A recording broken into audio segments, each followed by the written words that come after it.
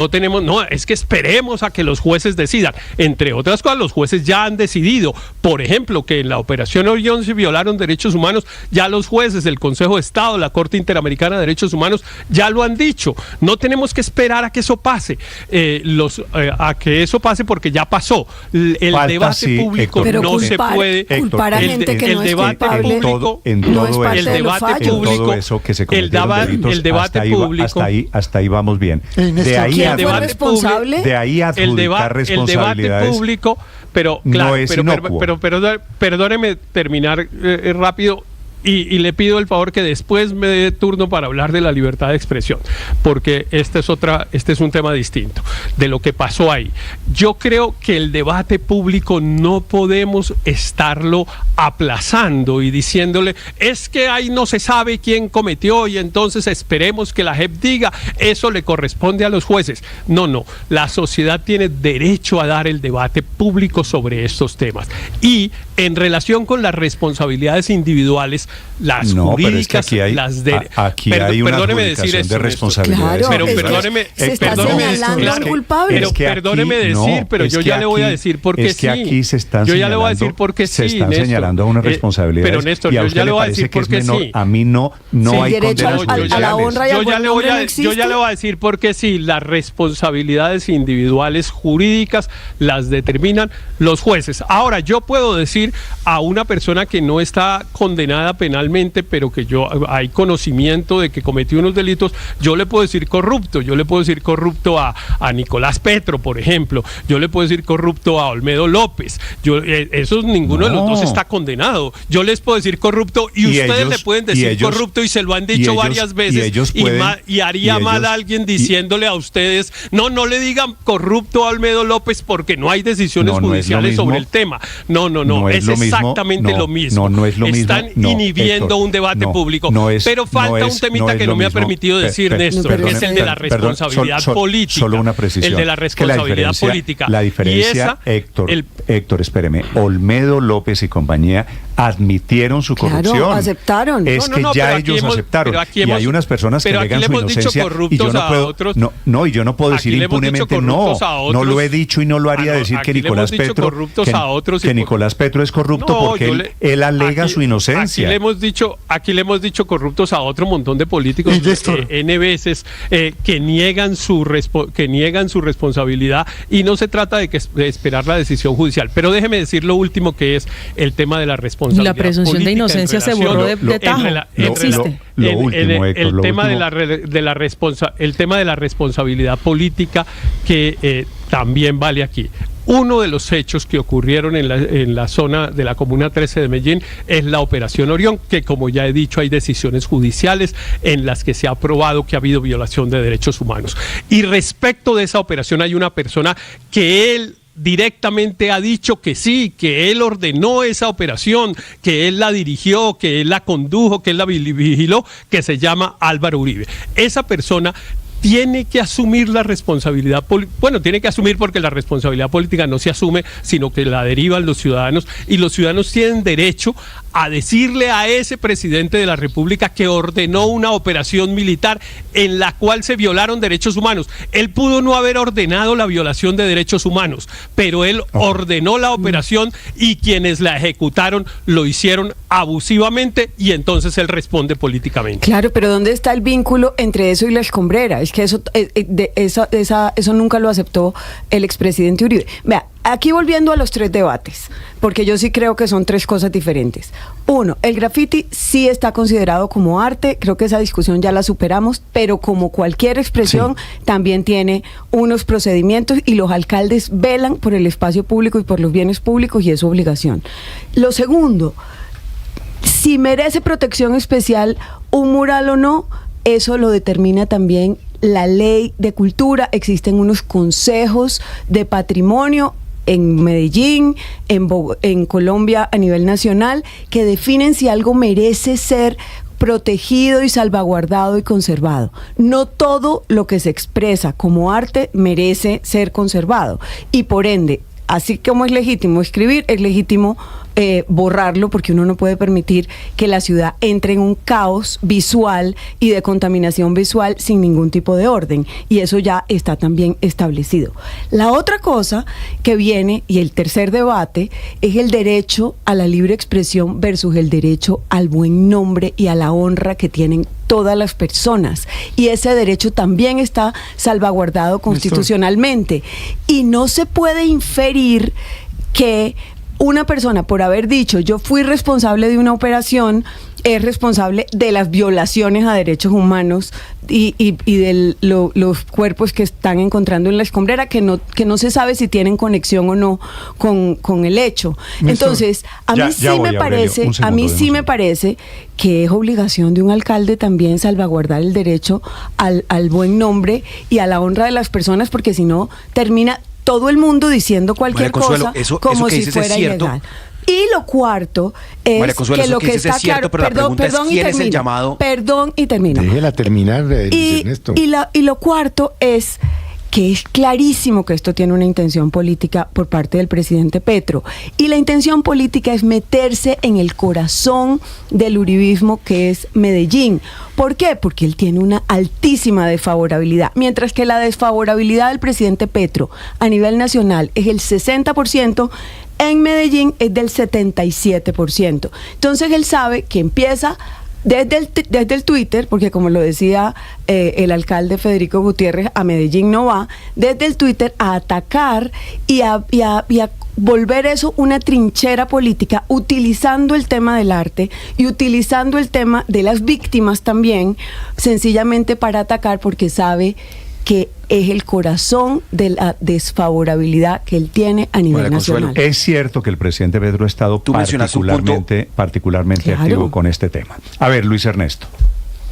María Consuelo, mencionaste un punto que creo que es central aquí, es el derecho al buen nombre.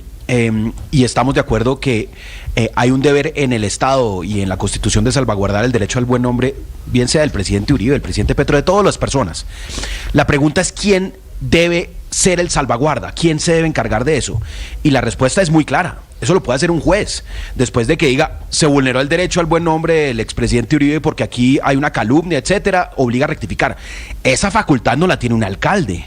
Si nosotros permitimos que un alcalde se encargue, pues, de ser juez, de tomar decisiones judiciales, de cuándo se vulnera el buen nombre, de cuándo no, y como nos lo reconoció aquí el mismo alcalde, Federico Gutiérrez, que él dice, es que esto se trata de una estrategia política. Claro que hay una estrategia política del presidente, pero es igual de crítica la estrategia política que él está impulsando desde Medellín.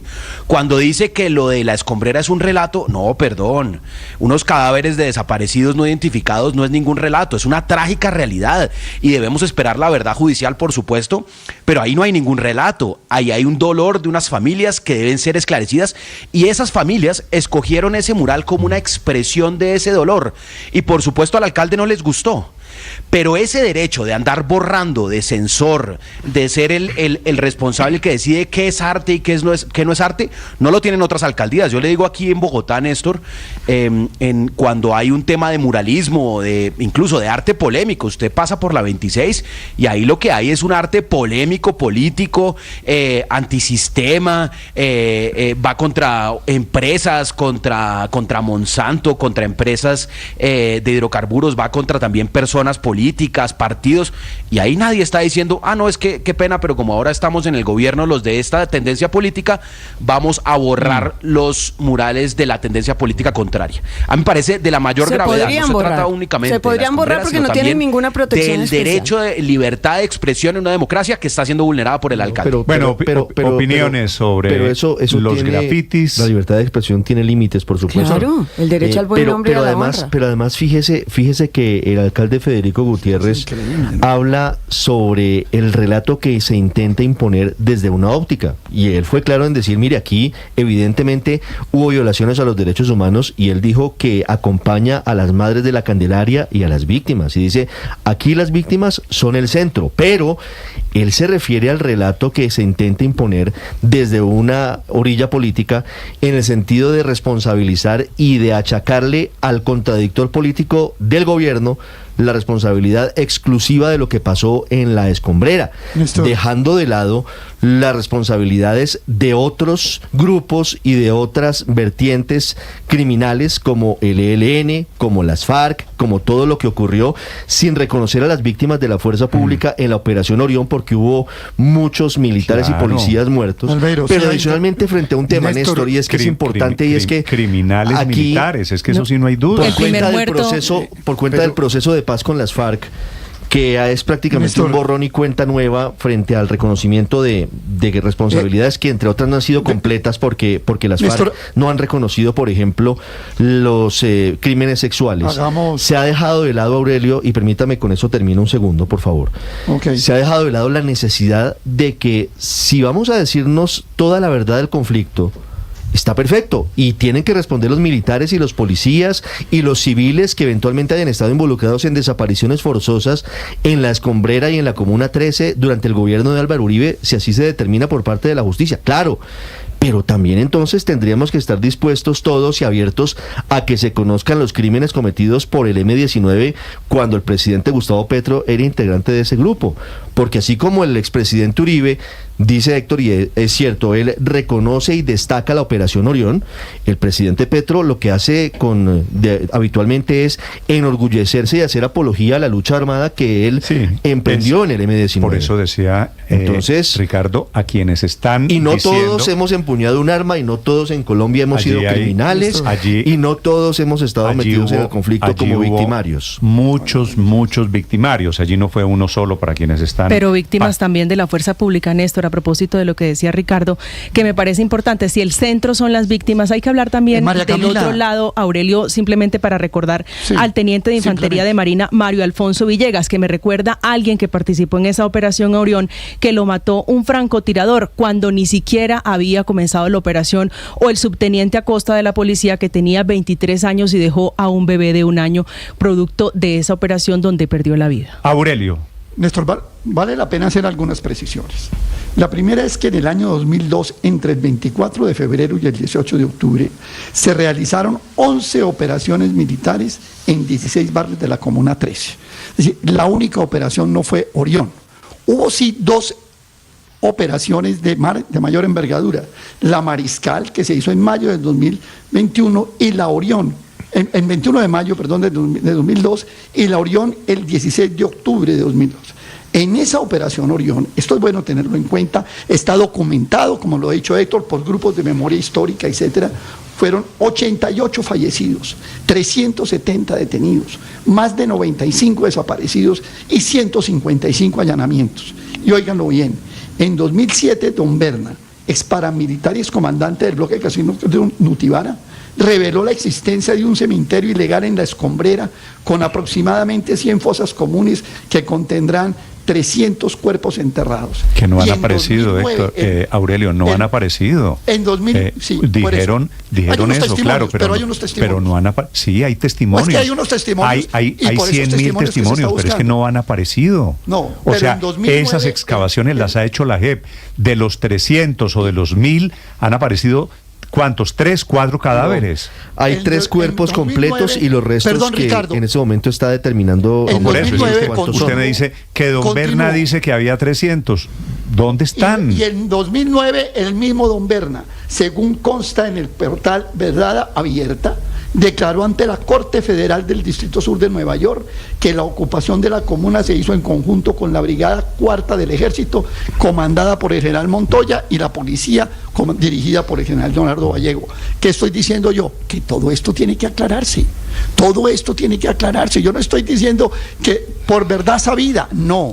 Estoy diciendo, esto tiene que aclararse porque evidentemente hay hechos, hay declaraciones, hay testimonios, hay dolor, hay víctimas que exigen el esclarecimiento, y esto no se puede sacar, digamos, de manera olímpica. La JEP sí tiene un papel para jugar, porque además aquí, como lo han dicho, es ELN, FARC, paramilitares, fuerza pública, narcos, mafia, delincuencia común, narcos que mataban y tiraban allá. Entonces aquí, por ejemplo, a través del acuerdo que se hizo entre la Alcaldía de Medellín y la unidad de búsqueda de desaparecidos, de personas desaparecidas, es como se ha venido desarrollando esta investigación forense que arrancó el año pasado. La responsabilidad las tendrá que fijar la JEP, yo creo que en eso estamos de acuerdo, pero que hay unos hechos de bulto que coinciden con gobiernos nacionales y gobiernos locales que se han denunciado y que hay testimonios, son absolutamente inocultables. Muy bien, son las 8 de la mañana, 15 minutos, un gusto saludarlos. Salió el sol, padre, mire la buena noticia, mire el vaso medio lleno. Sol también en Medellín. Yo quiero lluvia. Esta mañana. Hoy por primera vez quiero lluvia, pero no aquí, sino en Chingaza. Ya le voy a actualizar con la situación. Sí, pero Néstor, déjeme. Regáleme un minutico solo para hacer un comentario alrededor del tema de la libertad de expresión. ¿Cómo no? Que es el otro de los debates que hay aquí. Uno es lo que pasó en la Comuna 13 y otra es la libertad de expresión. Porque, pues la verdad es que me llama la atención algunas cosas de las que dijo el alcalde. La primera, una distinción en la que él ha insistido mucho y que me parece que es equivocada, que es entre si es arte o es una expresión con intenciones políticas. Y él parece creer, por la manera como lo dice, que la expresión con intenciones políticas no merece protección porque es una intención, digamos, deleznable. Eso lo que es político. No. Resulta que lo político tiene mayor protección. El discurso político y sobre asuntos de interés público es uno de los 3 discursos especialmente protegidos, según lo dice toda la doctrina y la jurisprudencia internacional y nacional sobre el tema. Tiene más protección que yo escriba fuera Petro en una pared, tiene más protecciones de expresión mía a que yo trate, perdóname María Consuelo, no como pieza de arte, precisamente como discurso político. Yo escribo fuera Petro y ese no me lo pueden borrar. Si yo en cambio me pongo a pintar un atardecer bonito como los que estamos teniendo en estos días, pretendiendo que sea arte, pues ahí me dicen, no, usted no puede poner eso ahí, usted tiene que pedir permiso, usted tiene que saber, eso se puede poner en unas solas partes, pero el discurso político yo lo puedo expresar en cualquier parte y está. O sea, pintorretear los buses de Transmilenio de manera libre. Nadie los limpia. Los buses de Transmilenio no son un espacio público. Pero son bienes públicos. Yo pinto fuera Petro. No son un espacio público. Pero si yo pinto fuera Petro no estoy haciendo ninguna connotación ni ninguna entonces las estaciones, acusación de que Petro es un asesino. Y si usted pone gobierno corrupto. Y si pone como poníamos en los años 70, en los años 70, cada vez que mataban a un estudiante en una manifestación en los años 80, salíamos y pintábamos en las paredes gobierno asesino. Claro, eso existe, eso es viejo. Eso lo hacíamos hace 40 años. Gobierno asesino era porque una constitución es un derecho constitucional a la práctica. Respóndale la pregunta. Le estoy poniendo un ejemplo práctico. Yo pongo gobierno asesino porque mató. Que Petro asesino, perdón. No. Felipe le está preguntando, Felipe o quien sea, fulanito de tal, puede salir en su concepto, Héctor, puede salir a la calle, pintar una pared diciendo Petro asesino hoy. ¿Y hay que protegerlo? Y eso merece una protección especial porque es un discurso político. Claro, a Petro le dicen asesino todos los días por una razón, entre otras. ¿Dónde está pintado un mural que diga Petro asesino? No por la de haber sido guerrillero, sino le imputan, por ejemplo, los muertos que se derivan de la mala prestación del servicio de salud. Todos los días le dicen, no solo pintando, sino expresándolo públicamente. ¿Dónde está el mural? No.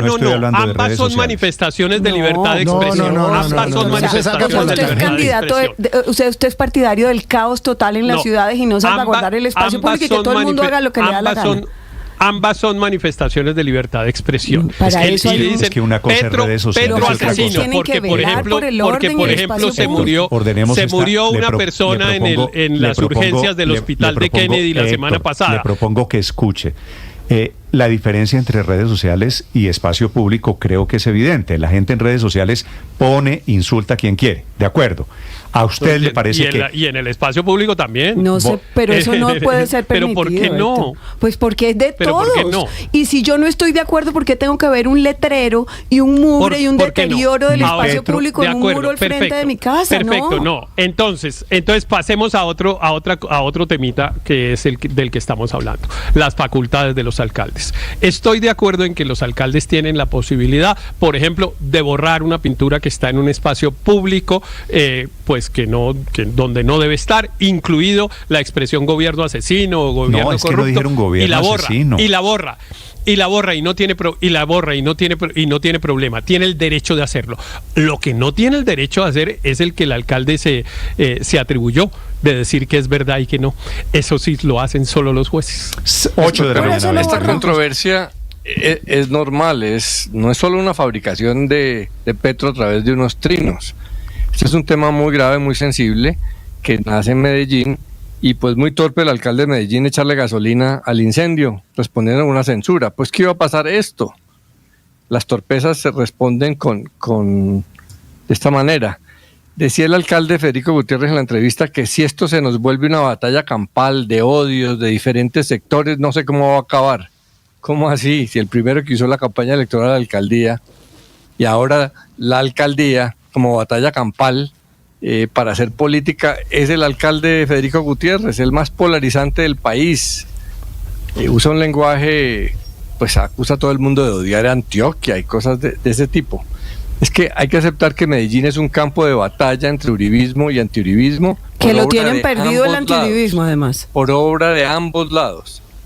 Entonces, estas decisiones profundamente políticas del alcalde generan una controversia que se termina desbordando a nivel nacional, porque el tema de la escombrera es un tema de preocupación nacional. Faltaba más, el escándalo sería al revés, que semejante problema, pero un escándalo que se hablara de él y se buscaran responsables. Sí.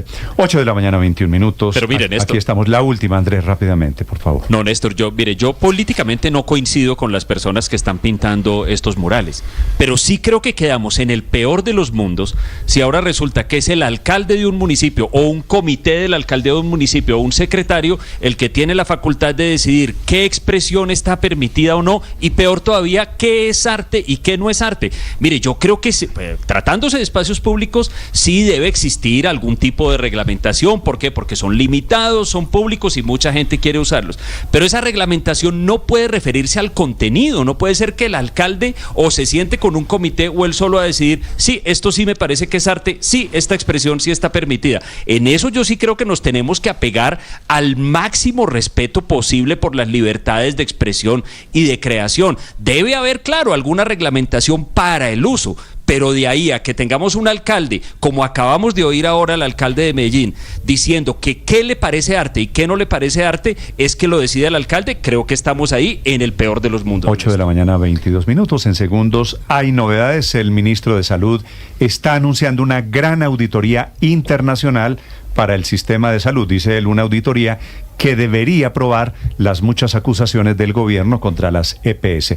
Y en segundos, a propósito del gobierno, aquí, si usted tiene dudas de qué va a pasar mañana con su pensión, mañana vence el plazo para pasarse a los fondos privados, quienes ganan más de 3.200.000 pesos. En segundos, aquí, el presidente de Colpensiones.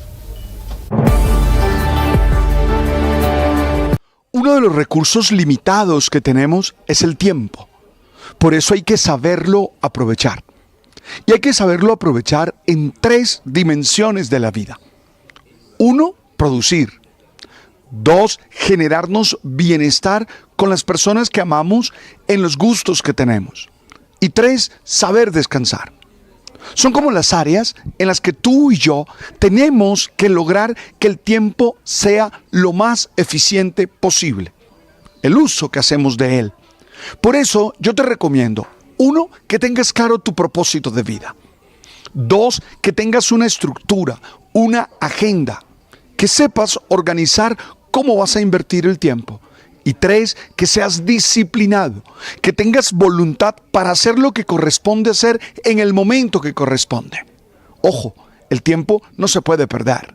Cuando perdemos el tiempo, luego lo lamentamos. Tú eres una persona valiosa. ¡Ánimo! Tú sabes.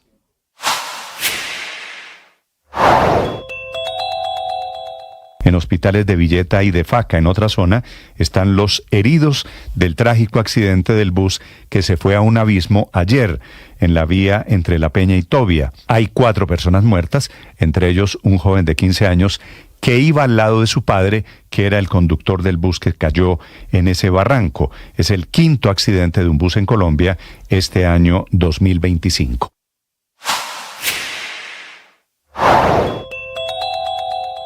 Ministros que por otro lado siguen pasando hoy a tablero, ya en la Casa de Nariño y a modo Consejo de Ministros, para podar también sus presupuestos de este año 2025, ante el inminente recorte del 20 o del 25% con el que tienen que arrancar sus carteras y que los obliga a despedir contratistas y a adelgazar nóminas paralelas. Cerca de 150.000 puestos de trabajo vía OPS, órdenes de prestación de servicios, que tienen que desaparecer para cumplir con el recorte presupuestal de los 12 billones de pesos tras el hundimiento en el Congreso de la Ley de Financiamiento, que dejó sin fuentes de ingresos gastos y programas del gobierno, y que, según lo dicho por el propio Ministerio de Hacienda, van a salir en un 70% de gastos de funcionamiento y en un 30% del presupuesto. Estás escuchando Blue Radio y bluradio.com.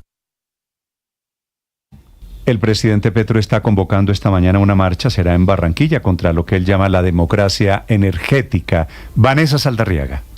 Néstor, pues las altas tarifas de energía que enfrenta la región Caribe, especialmente para los usuarios de aire, por cuenta de diferentes factores, entre esto los precios que los generadores le están aplicando a la comercialización de energía, se convirtieron en motivo de protesta para Barranquilla. Desde hoy están convocando para el próximo 30 de enero un encuentro en el sector de la avenida Murillo. Esto está siendo liderado por MODEN, que es el Movimiento Nacional Constituyente por la Democracia Energética. Le doy un poco de contexto. Esta es una organización que empezó a formarse en julio pasado con el acompañamiento del Ministerio de Minas para impulsar cambios en las tarifas de energía a través de movilizaciones en las calles. Pues consecuente con esto, hace minutos el presidente Gustavo Petro respaldó esta movilización a través de su cuenta de X, donde dijo: hemos decidido reducir la cantidad de energía que se vende en bolsa para bajar sustancialmente el precio de energía al Caribe colombiano, pero buscan tumbar la medida. Dice él que esta protesta es para defender la idea que tiene el gobierno de intervenir el mercado de la energía en bolsa, Néstor. 8:27 minutos, y a propósito del gobierno, atención, esta mañana de miércoles,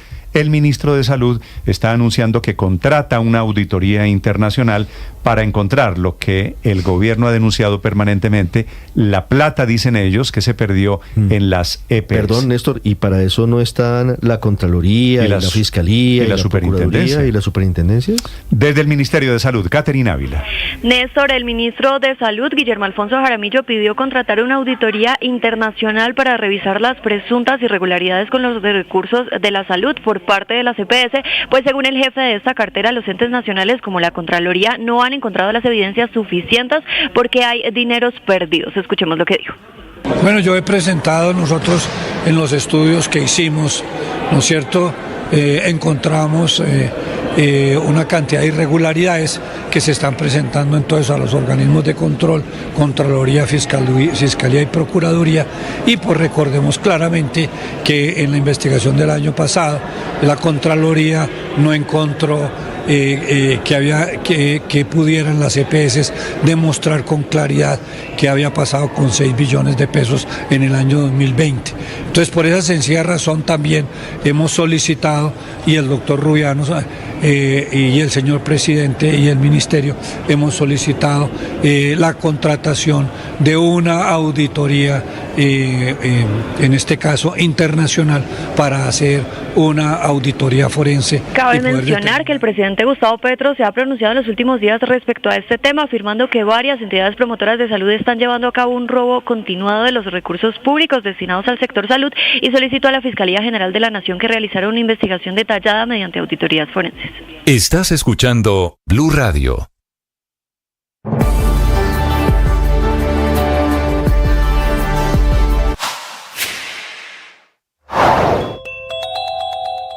Desde China están anunciando que cierran TikTok para quienes están en las redes sociales. En efecto, es una información que está publicando, por ejemplo, el diario financiero oficial China Securities Journal, quien afirma que efectivamente TikTok, que es una red social propiedad de la China ByteDance, cerrará completamente su aplicación en Estados Unidos este domingo, a menos que el Tribunal Supremo de ese país, de los Estados Unidos, intervenga para bloquear la prohibición. TikTok habría decidido que no permitirá que los usuarios existentes sigan accediendo a la aplicación tras el bloqueo, optando por lo que denominan en la prensa china como un cierre abrupto para resaltar así el impacto de la prohibición. Esta medida responde a una ley aprobada en 2024 por el Congreso estadounidense que exige que las tiendas de aplicaciones como Apple y Google retiren TikTok de sus plataformas y que el proveedor de servicios en la nube de la red social Oracle deje de alojar datos de usuarios de Estados Unidos. Según el plan de cierre, los usuarios que intenten abrir la aplicación después del domingo encontrarán un mensaje emergente que los dirigirá a un sitio web con información detallada sobre la prohibición y la posibilidad de descargar sus datos personales. Sobre el plazo que se vence mañana jueves, que es 16 de enero, para que los afiliados, quienes van a estar cotizando su básica pensión en Colpensiones, decidan la otra parte de la pensión, si tienen expectativas de una pensión superior a más de 3 salarios mínimos, decidan un fondo de los 4 fondos privados que hay en Colombia. Fondos, Paola, que se van a llamar ahora ACAI, ¿no? ACAI. Sí, administradora del componente complementario de ahorro individual, un nombre larguísimo, pero finalmente siguen siendo los mismos fondos privados que han estado en el ambiente desde hace muchísimos años. Entonces, la primera parte de la pensión llegará a través de Colpensiones y el otro, que será el ahorro adicional, llegará a través de uno de esos ACAI, de un fondo privado, de una de esas administradoras del componente de ahorro individual. Doctor Jaime Duzán es el presidente de Colpensiones. Bienvenido a Blue Radio. Néstor, muy buenos días para ti, toda la mesa, y para los ciudadanos y ciudadanas que te escuchan. Gracias. Doctor Duzán, ¿qué esperan ustedes que pase mañana? Es decir, ¿cuántas personas quedan en Colpensiones? ¿Cuántas con el adicional a través de los fondos de ahorro privado? Bueno, Néstor, yo creo que es importante hacer claridades. Primero, la ley 2381 del 16 de julio del 2024, que entra en vigencia el 1 de julio de este año, es la nueva ley de pensiones. Y esa ley dice, a partir del 1 de julio de este año, 2025, la única entidad que pensiona en Colombia se llama Colpensiones, número 1. Número 2, el decreto 1558 del 24 de diciembre permitió que se crearan administradoras de componente complementario de ahorro individual que se llaman ACAI. A ellas se pueden incluir los ciudadanos y ciudadanas que quieran ahorrar más allá de 2.3 salarios mínimos, hoy 3.274.050. Y ellas, las que son acá y hoy, son los mismos 4 fondos privados de pensiones que existían en el país. A hoy ya se han hecho solicitudes nuevas para que existan nuevas ACAI. Colpensiones va a ser una ACAI.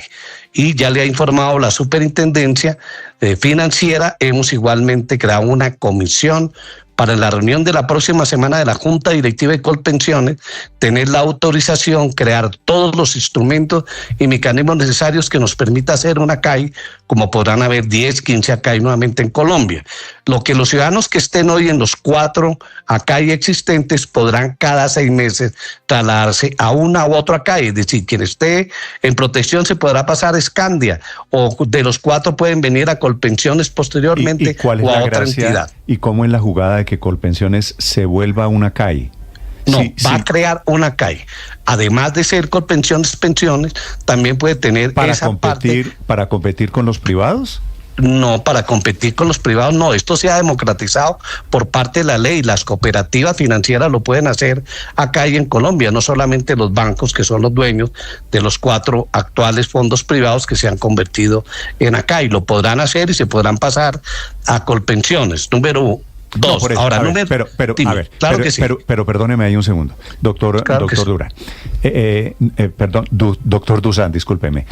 Yo me gano 10 millones de pesos hoy en día, ¿cierto? Sí, señor. Sí, entonces, la primera parte de mi pensión, hasta 3.2 salarios mínimos, Es decir, 3.274.000 2.3 quedarán en Colpensiones. Quedan en Colpensiones.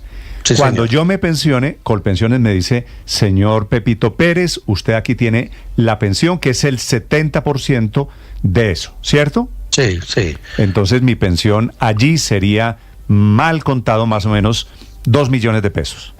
Sí, señor. 2 millones algo. Si yo quiero tener una pensión un poco mayor, eso es lo que van a manejar las ACAI. Sí, señor. Entonces yo cotizo no solo en Colpensiones, sino también en las ACAI. Sí. ¿Qué gracia tendría si Colpensiones ya me va a pagar la parte básica de la pensión? No, es que al decretar arriesgar para que sea la misma Colpensiones la que me pague el pedazo con el que yo quiero crecer.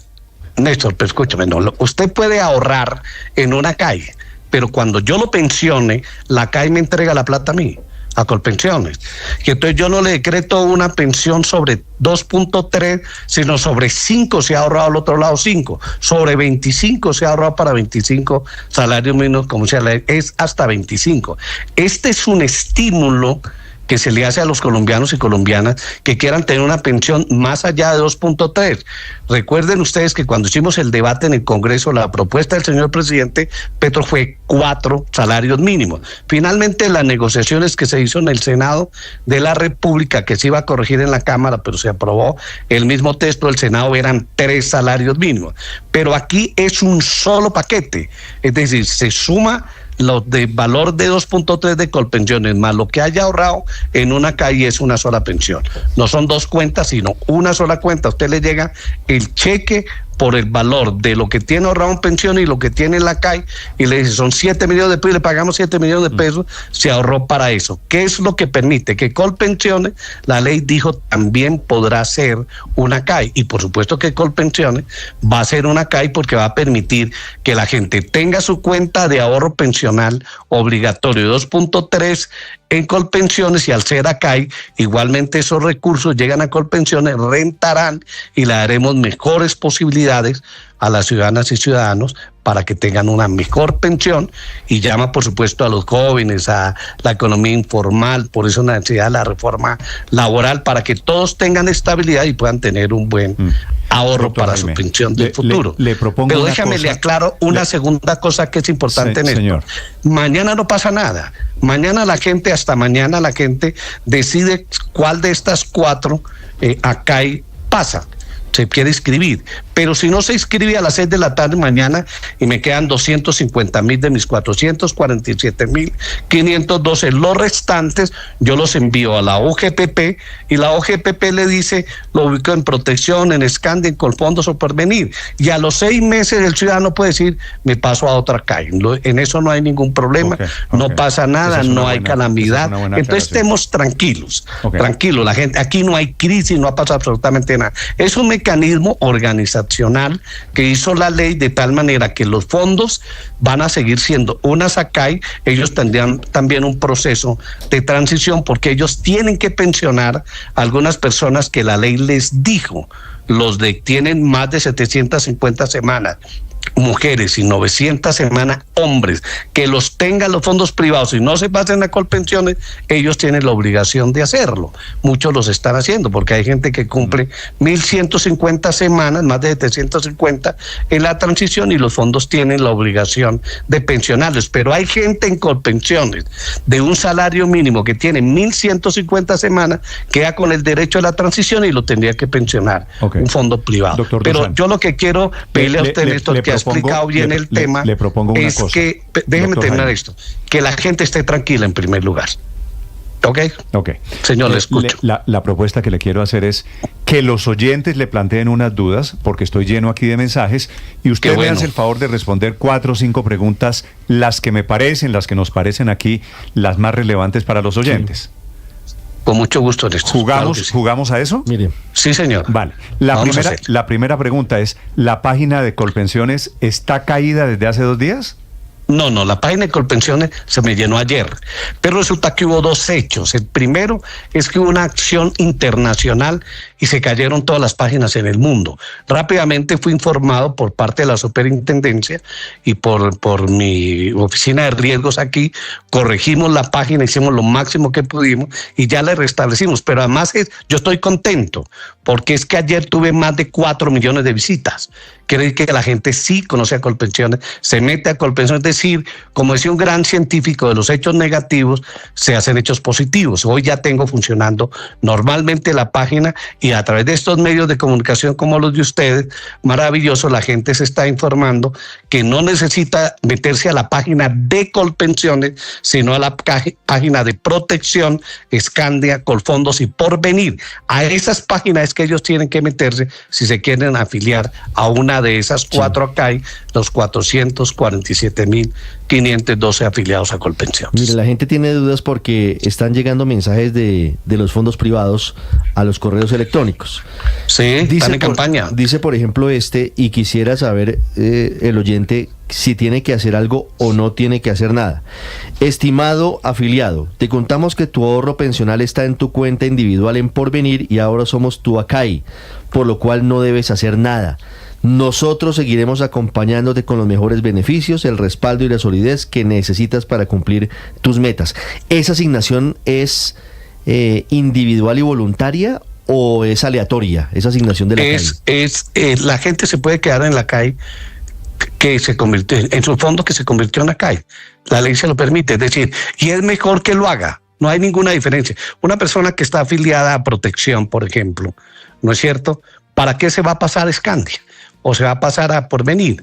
Sencillamente él dice, yo sigo ahí, por eso la preocupación no es de todo el mundo, sino de solo 447.000 personas que están en Colpensiones, que tienen más de 2.3 salarios mínimos en este momento, de los 7,5 millones de afiliados que yo tengo. Luego eso no es escandaloso, no pasa nada. Todos los que están en Protección, Scandia, Colfondos y Porvenir, que tienen más de 2.3, se quedan ahí tranquilos y no les pasa nada. Igual que no tienen que hacer nada las personas que están en la transición, mujeres más de 750 semanas y hombres más de 900 semanas. Ellos pueden estar tranquilos, tomándose un buen café en la casa o en la oficina, no pasa nada, no tienen que meterse a la página web de nada. Los únicos que se meten en la página web de Protección, Scandia, Colfondos y Porvenir, que son las ACAI, son los 447.512 que yo le envié con nombres, cédulas, página, correo electrónico y toda la información se la entregué a tiempo a los 4 fondos privados de pensiones y por eso ellos están mandando un aviso. Entonces ellos hacen 2 cosas. A los de ellos, es decir, los que están afiliados a ellos, les dice, quédense tranquilos porque yo soy su ACAI. Y hacen una campaña con los 447.512 que son de Colpensiones, entonces la competencia es entre esos 4 para decir yo soy mejor, pero los 4 son buenos, no hay la menor duda, sí. no hay ninguna dificultad. Doctor Dusan, sigamos con este ejercicio Señora. De responderle dudas a la gente a esta hora en Mañanas Blue en todas las redes sociales. Pregunta a esta hora Víctor Tobar en Twitter. Él toda la vida ha cotizado en el fondo privado y se gana menos de 2.3 salarios mínimos, lo que significa que tiene que ir a cotizar ahora a Colpensiones. Y él se pregunta, así las cosas, ¿la plata que ha ahorrado por años se queda en el fondo privado o va como él a Colpensiones? No, él se queda en el fondo privado. La plata que él ahorró hasta el 30 de junio de este año se queda en el fondo privado. A partir del 1 de julio cotiza en Colpensiones. Cuando él se pensione, cumpla la edad para pensionarse, el fondo privado, llámese Protección, Scandia, Colfondos o Porvenir, me pasa la plata a Colpensiones, yo le hago la liquidación con los recursos que tenga en Colpensiones y en los fondos privados y ese promedio le da su pensión. Sí, siguiendo, doctor Dusan, con las preguntas de los oyentes, hay uno que también pregunta lo siguiente: ¿qué pasa si llegado el 30 de julio tengo 749 semanas y soy mujer? Pues no está en la transición. Luego, ¿qué tiene que hacer? No, esa persona pasa a Colpensiones y sigue el procedimiento de la nueva ley 2381. Es decir, tiene que seguir cotizando en Colpensiones y completar las 1.300 semanas y cumplir 57 años de edad. Sí, doctor Dusan, otra pregunta. ¿Qué pasa con la pensión que entonces entregará Colpensiones para los colombianos que ganen 2.3 salarios mínimos? Pregunta un oyente, ¿esa será una pensión vitalicia? ¿Se hereda? ¿Qué pasa en el futuro? Sí, sigue igual lo que existe hoy en la ley 100. Es decir, todas las personas que tienen menos de 2.3 salarios mínimos, hasta 2.3 salarios mínimos, se quedan en Colpensiones, no tienen que ir a ahorrar a una CAI, y cuando cumplan su edad, Colpensiones le decreta su pensión vitalicia y por supuesto tiene todas las normas existentes, las sustituciones, los beneficios, eso no se modificó en nada absolutamente en la ley, luego pueden estar tranquilos. Sí, doctor Dusan, una pregunta que hace un ciudadano y es hipotética, pero puede ocurrir. ¿Qué pasa si yo ya hoy decido pasar el excedente a estos fondos privados y la Corte Constitucional declara inexequible la ley de pensiones?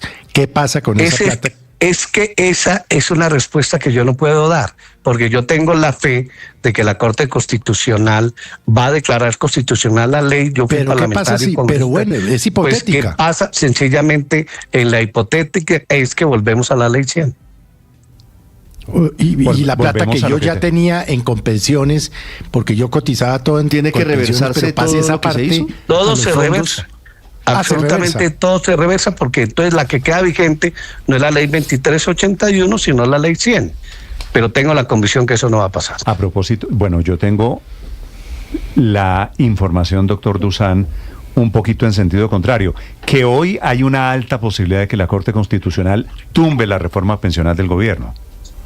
Confiemos en Dios que no y en la inteligencia de nuestros magistrados. Sí, pero la pregunta de Felipe, la que le hace el oyente, es buena. Si llegara a pasar... Muy buena. Si llegara a pasar, toca echar para atrás todo lo que se han hecho ustedes, las autoridades, en estos 7 meses. Sí, claro, porque ese es el mandato constitucional y legal. Cuando una ley se cae, definitivamente hay que reversarlo, porque eso lo diría. Ahora, las sentencias que dicta la Corte Constitucional pueden tener varios matices, ¿no es cierto? Ellos podrían decir, por ejemplo, devuélvase porque estuvo mal tramitada, declara inexequible totalmente, declara inexequible algunos artículos, 2 artículos. Entonces, yo creo que en eso tampoco podemos angustiarnos, porque es que son 9 magistrados de la Corte Constitucional, tienen que construir una sentencia, eso se demora un tiempo. El país está movilizado en torno a la reforma pensional, que es la reforma más importante del gobierno del presidente Petro, apoyada mayoritariamente por el Senado y la Cámara de Representantes de ese momento. Y eso no se puede convertir en un debate político, sino en un debate jurídico, y esa es la inteligencia de los magistrados y magistradas de nuestra Corte Constitucional. Pero no querría decir que no son inteligentes si tumba la ley. No, yo no estoy diciendo que no sea inteligente.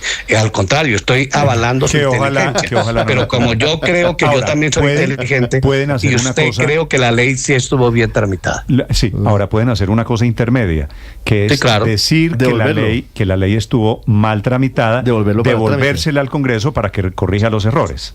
Sí, es posible y ha pasado históricamente en estos 30 años de vigencia de la Corte Constitucional. Sí. Doctor Dusan, otra pregunta de oyente.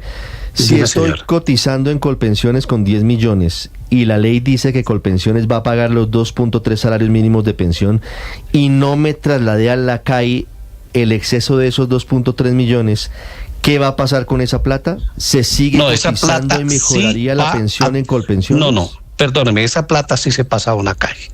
Si el señor dice, yo tengo cotizado en Colpensiones 20 salarios mínimos, Colpensiones se queda con 2.3 y el resto de su dinero, si él no escoge la CAI, la OEGPP se la pasa.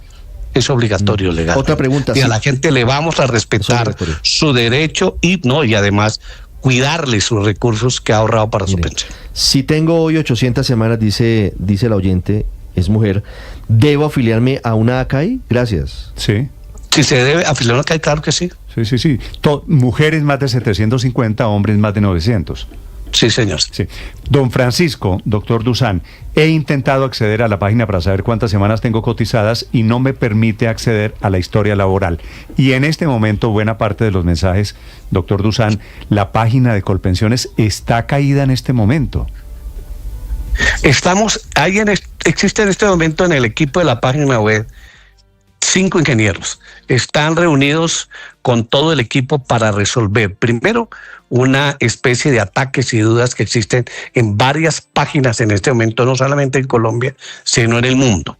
Estoy atendiendo en todas las sedes que tengo en Colombia, en este momento los ciudadanos y ciudadanas, pero en general no hay ningún problema. Resuelto lo de la página web, mañana o pasado mañana la gente va a encontrar el tema de la historia laboral. Y para este tema de la SACAI, hasta mañana a las 6 de la tarde, a los 447.512 afiliados a Colpensiones, yo les mandé la nota diciéndole, usted debe pasarse una CAI. Y repito, si no lo hace, no pasa nada, porque después la OEGPP, en el resto del tiempo, hasta el 30 de junio, lo pasará a una ACAI sin ninguna dificultad, cualquiera de las 4 ACAI. Y si ya está la de Colpensiones, pues también lo podría pasar a la de Colpensiones, serían 5. Y si hay otras 2, 6 y 7, tenemos la posibilidad de escogerse. Sí, en eso no hay Dusan. ninguna dificultad. Doctor Dusan, pregunta Señora. Andrés Rincón en Twitter, con la reforma, ¿cómo queda la pensión anticipada? ¿Que cómo queda la pensión anticipada en la reforma? Sí, señor. Hay un régimen que se llama el régimen de transición. Y en el régimen de transición, la gente tiene unos derechos, unas iniciativas.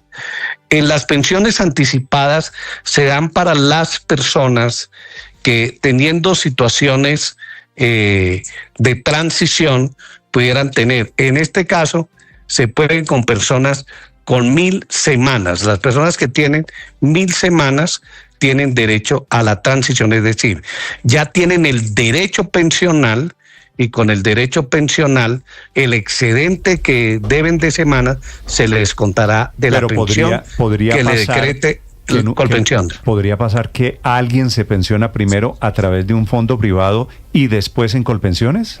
No, señor. Pero en el fondo privado yo me puedo pensionar hoy en día cuando yo quiera. Sí, claro. Si cumple los requisitos, sí.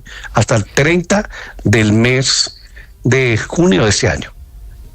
Y si está en la transición, sencillamente el fondo privado de pensiones sigue siendo fondo para decretar en esos casos lo que manda la ley.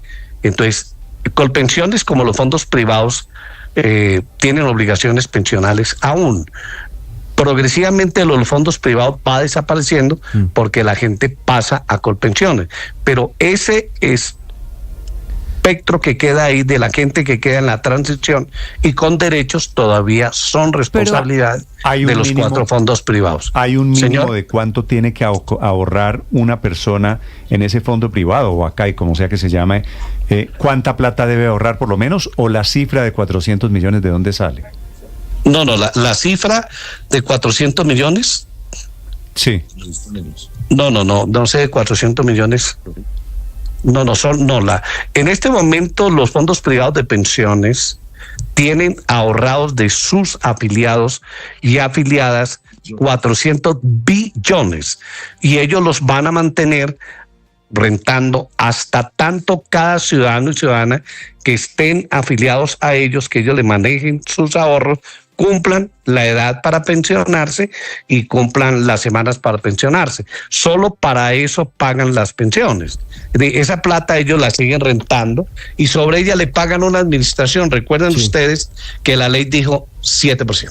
Sí, doctor Dusan, pregunta a un oyente, si yo ya estoy en 1097 semanas cotizadas y estoy en Colpensiones y quiero ahorrar más para aumentar mi pensión en 8 años, ¿lo debo hacer en Colpensiones o en una ACAI? Si es de más de 2.3, es en una calle, porque en Colpensiones seguiría ahorrando hasta 2.3 salarios mínimos. Y la pensión en Colpensiones no se puede mejorar, ¿verdad? No. Hay casos en que la gente... Es una buena pregunta, porque hoy se puede, puede mejorar la pensión de Colpensiones con más semanas trabajadas. Sí, claro, eso se llama una revisión de la pensión y eso lo permite la ley. Está en la ley 100. Recuerde que esos aspectos de la ley 100 no se modificaron en la ley 2381. Esta es una buena pedagogía que vamos a seguir haciendo con los ciudadanos y ciudadanas que tienen mucho tiempo. Realmente yo estoy pensionando anualmente 100,000 personas. Ahora con la llegada de las personas nuevas, a Colpensiones que vienen de los fondos privados. La proyección que tenemos para este año puede ser unas 130.000, 135.000. Realmente en 3-4 años se me aumenta a unos 150.000 y tengo lamentablemente fallecimientos superiores a los 50.000 anual. Pero realmente eso no va a ser ningún obstáculo, al contrario, seguimos normalmente haciéndolo, porque los fondos privados en todo el tiempo que tienen de vida no han pensionado más de 350.000 personas. Colpensiones en los 13 años de vida ha pensionado 1.787.000 personas. Y nosotros sí pensionamos. En los fondos privados ahorraban. Ahora que son ACAI, ahorran más los que tienen más de 2.3 como aportes y que lo quieren seguir haciendo hasta 25 salarios mínimos. Sí, doctor Dusan, pero ¿cuántos de esos 447.000 afiliados a Colpensiones, que son los que tienen unas 33 horas más o menos para trasladarse y para escoger una ACAI para cotizar el excedente? No tienen 33 horas. Los que quieran escoger voluntariamente y que no que se lo asignen arbitrariamente el gobierno nacional, pero ¿cuántos de ellos? Pero perdóneme, escúcheme, porque es que se está hablando mal. No es arbitrariamente el gobierno nacional. Las leyes no las aprueba el gobierno, sino el Congreso. Entonces tú tendrías que decir que arbitrariamente, pero aleatoriamente. Es que es bueno usar bien el lenguaje, porque quedamos mal. Quítele el arbitrariamente, póngale y le queda más bonito. Aleatoriamente, una organización que se llama UGPP, que es una entidad adscrita al Ministerio de Hacienda que cuida los recursos de los ciudadanos y los ciudadanos. Esa es la entidad independiente que se va a cargar de decir a los ciudadanos: usted puede estar en estos fondos y la plata en los 4 va a ser muy bien cuidada. Listo, pero entonces, doctor Dusan, el punto de fondo es cuántos de esos 447.000 afiliados a Colpensiones, que tienen 33 horas hasta las 6 de la tarde de mañana para decir cuál de esas 4 ACAI quieren para el excedente de sus cotizaciones pensionales más allá de los 2.3 salarios mínimos, ¿cuántos de ellos ya escogieron ACAI y cuántos todavía no lo han hecho? Eso no se lo puedo responder yo, mi querida ciudadana, porque es que esa es la tarea de las ACAI. Yo lo que hice fue que les mandé los 447.512 nombres de ciudadanos y ciudadanas a las 4 entidades. Ellos están haciendo la campaña. El próximo 17 ellos le informarán a Colpensiones. Estos fueron los ciudadanos que se afiliaron. Los que no se afiliaron, en este momento yo se los envío a la OGPP y la OGPP tiene un tiempo necesario para escogerlo. Sí. Seguramente podrían los ciudadanos decir: mira, yo me mandaron un GPP, pero yo me quiero poner en Escandia o Colfondo. Pero en general yo no encuentro ninguna dificultad, porque los 4 fondos que hoy son ACAI son buenos, han actuado colectivamente, están en Asofondos juntos, han decidido las ACAI seguirse representando en Asofondos. Luego ahí no hay ningún criterio ni ninguna dificultad. Yo creo que si la mayoría de los colombianos se afiliaron a esos 4 fondos, lamentablemente no cotizan la mayoría, pues confiaban en ellos. Y ahora si van a confiar de más de 2.3 en esos que son ACAI, sencillamente yo creo que hay una tranquilidad en Colombia y no existe ninguna arbitrariedad. Doctor Dusan, ¿por qué estamos hablando de 447.000 colombianos que deben tomar la decisión? ¿No hay muchos más que están afiliados a fondos privados o que ganan más de 3 millones de pesos? Mi querido doctor Néstor, es que ellos se quedan en sus ACAI. ¿Qué quiere decir? Esos son de ellos.